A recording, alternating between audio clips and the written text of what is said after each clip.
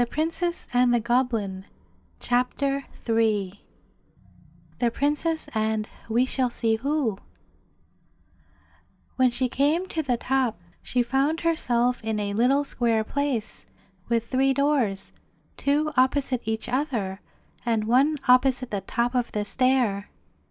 She stood for a moment, without an idea in her little head what to do next. But as she stood, she began to hear a curious humming sound. Could it be the rain?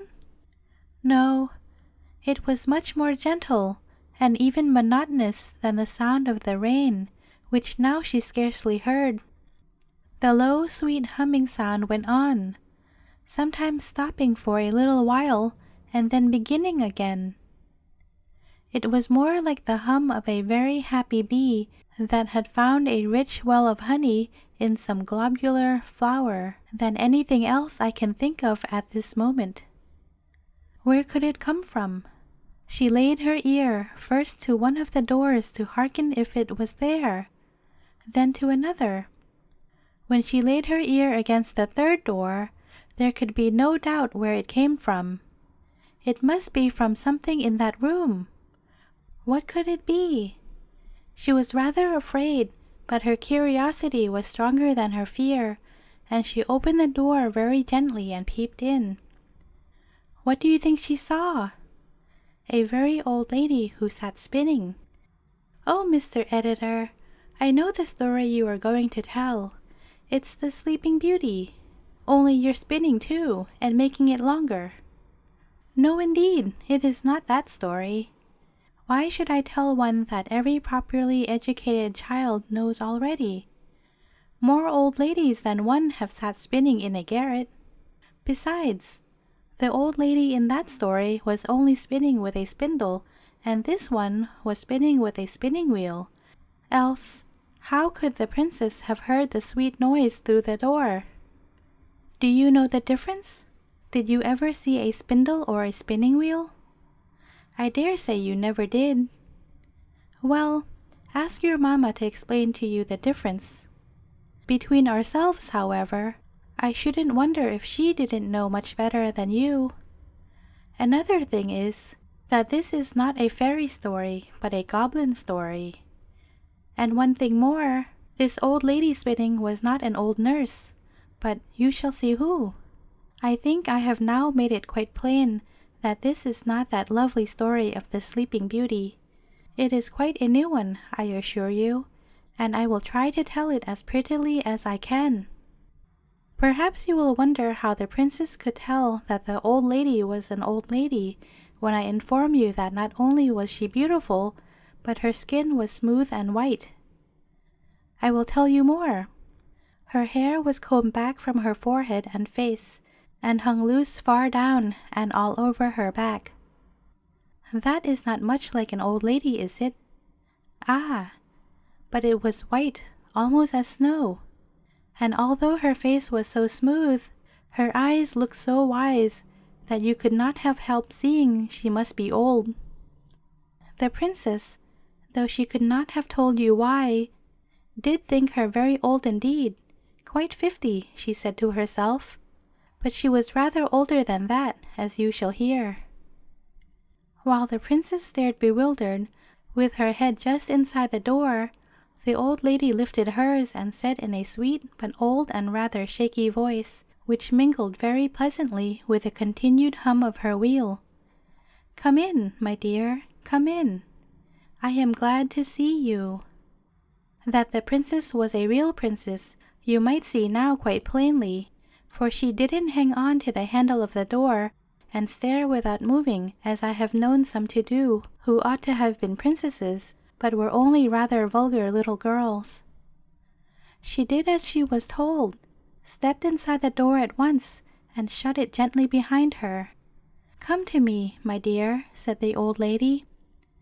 And again the princess did as she was told. She approached the old lady, rather slowly I confess, but did not stop until she stood by her side, and looked up in her face with her blue eyes and the 2 melted stars in them. "Why, what have you done with your eyes, child?" asked the old lady. "Crying," answered the princess. "Why, child?" "Because I couldn't find my way down again." "But you could find your way up." "Not at first, not for a long time. But your face is streaked like the back of a zebra. Hadn't you a handkerchief to wipe your eyes with?"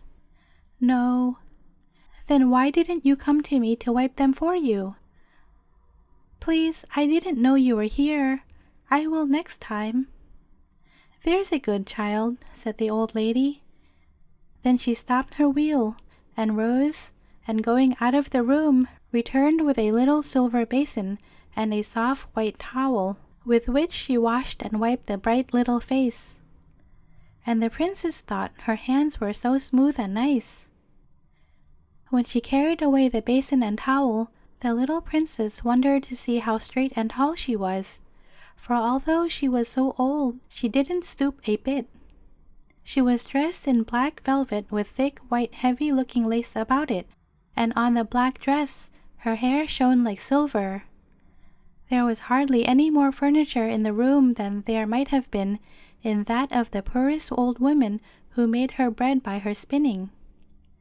There was no carpet on the floor, no table anywhere, nothing but the spinning wheel and the chair beside it. When she came back, she sat down again, and without a word began her spinning once more, while Irene, who had never seen a spinning wheel, stood by her side and looked on. When the old lady had succeeded in getting her thread fairly in operation again, she said to the princess, but without looking at her, "Do you know my name, child?" "No, I don't know it," answered the princess. "My name is Irene." "That's my name," cried the princess. "I know that. I let you have mine. I haven't got your name, you've got mine." "How can that be?" asked the princess, bewildered. "I've always had my name." "Your papa, the king, asked me if I had any objection to your having it, and of course I hadn't. I let you have it with pleasure." "It was very nice of you to give me your name, and such a pretty one," said the princess. "Oh, not so very kind," said the old lady. "A name is one of those things one can give away and keep all the same. I have a good many such things. Wouldn't you like to know who I am, child?" "Yes, that I should very much." "I'm your great-great-grandmother," said the lady. "What's that?" asked the princess. "I'm your father's mother's father's mother." "Oh dear, I can't understand that," said the princess. "I dare say not. I didn't expect you would, but that's no reason why I shouldn't say it." "Oh no," answered the princess. "I will explain it all to you when you are older," the lady went on, "but you will be able to understand this much now. I came here to take care of you." "Is it long since you came? Was it yesterday? Or was it today? Because it was so wet I couldn't get out." "I've been here ever since you came yourself." "What a long time," said the princess. "I don't remember it at all." "No, I suppose not. But I never saw you before." "No, but you shall see me again." "Do you live in this room always?" "I don't sleep in it. I sleep on the opposite side of the landing. I sit here most of the day. I shouldn't like it. My nursery is much prettier. You must be a queen too, if you are my great big grandmother." "Yes, I am a queen." "Where is your crown then?" "In my bedroom." "I should like to see it." "You shall some day, not today." "I wonder why Nursey never told me." "Nursey doesn't know. She never saw me. But somebody knows that you are in the house." "No, nobody." "How do you get your dinner then?" "I keep poultry of a sort." "Where do you keep them?"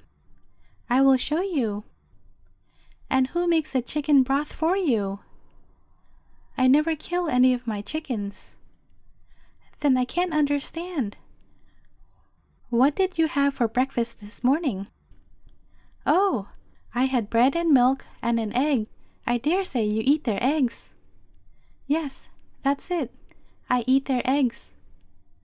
"Is that what makes your hair so white?" "No, my dear, it's old age. I am very old." "I thought so. Are you 50? "Yes, more than that." "Are you 100? "Yes, more than that. I am too old for you to guess. Come and see my chickens."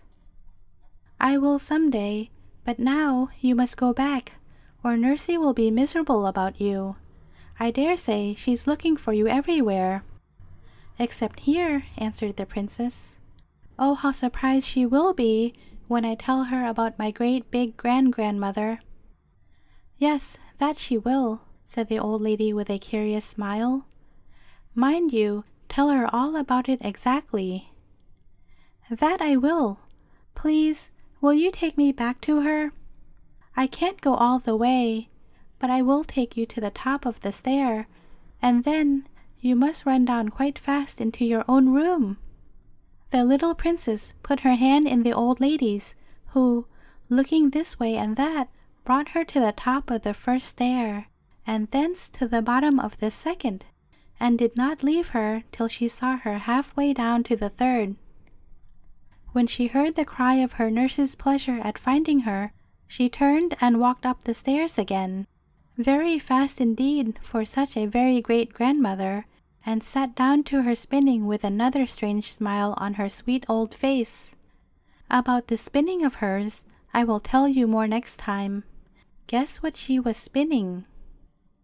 End of chapter 3. Please go to the next clip for chapter 4.